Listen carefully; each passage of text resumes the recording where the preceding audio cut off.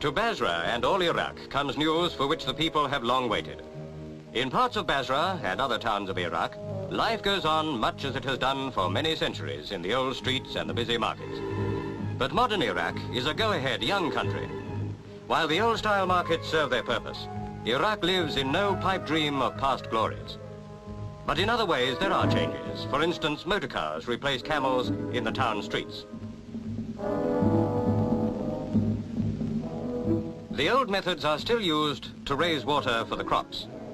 With wealth, there could be water in plenty to bring back fertility to the deserts that long ago were fruitful places. But wealth in Iraq was absent until man found oil deep below the unproductive sands.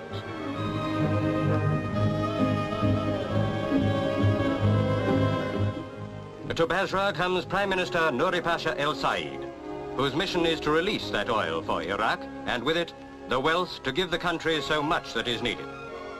From England came Mr. Gibson, head of the Iraq and Basra petroleum companies, to join with Nuri Pasha in the dedication ceremony.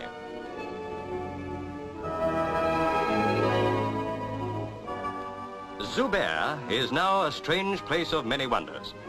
From its sandy wastes, oil will begin to flow to the markets of the world at the turn of a wheel by the Prime Minister. Deep below the desert sand, nature has created a vast reservoir of the precious oil urgently needed to drive the wheels of the world's industries. After years of exploring and research, the field was discovered by engineers of the Basra Petroleum Company, who have invested many millions of pounds to render the field productive and build pipelines to carry the oil to the sea. The turn of this wheel will set free the precious stream, which will bring many benefits to the land of Iraq.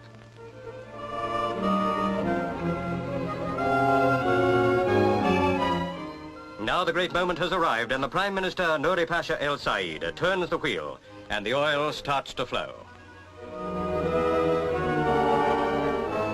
12 wells have already been drilled and completed since the company first found oil in commercial quantities in 1948. In this new field, many Iraqis have found well-paid work, of which a man can justly be proud. Here at Zubair, it was necessary to bore 2 miles deep to reach the oil-impregnated sand. Each drilling costs many thousands of pounds. It's a strange business to those who have known the freedom of the desert and who have suffered from its fruitlessness. From the wells, the oil goes to a pumping station, whence it begins to flow to Fao. The building of this great enterprise took much time, but this day marks the end of one and the beginning of another phase.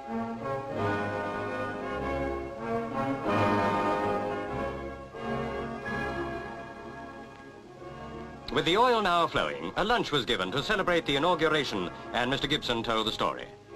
Near to him were the American ambassador and Jamel Bey al-Madfai. Mr. Gibson told how the work was speeded up by 9 months.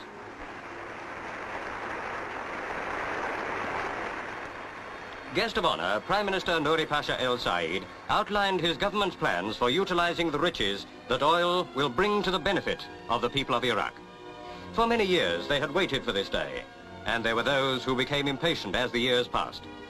Now the waiting is over, and they look for many benefits from this great enterprise. This is how boring is done.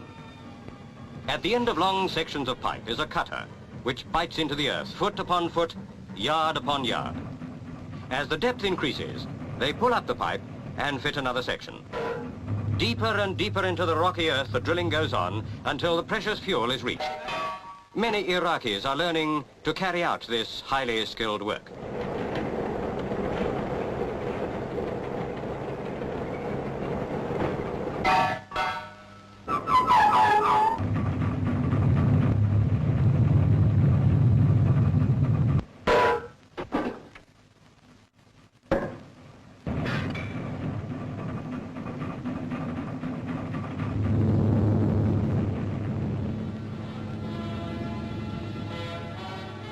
From Zubair, a pipeline runs 70 miles to Fao on the Persian Gulf.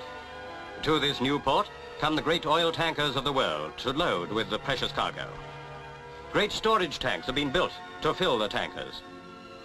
For drilling is only a part of the job done. To reap the rich oil harvest, It must be taken to the markets of the world, and the great tankers will carry it safely and swiftly.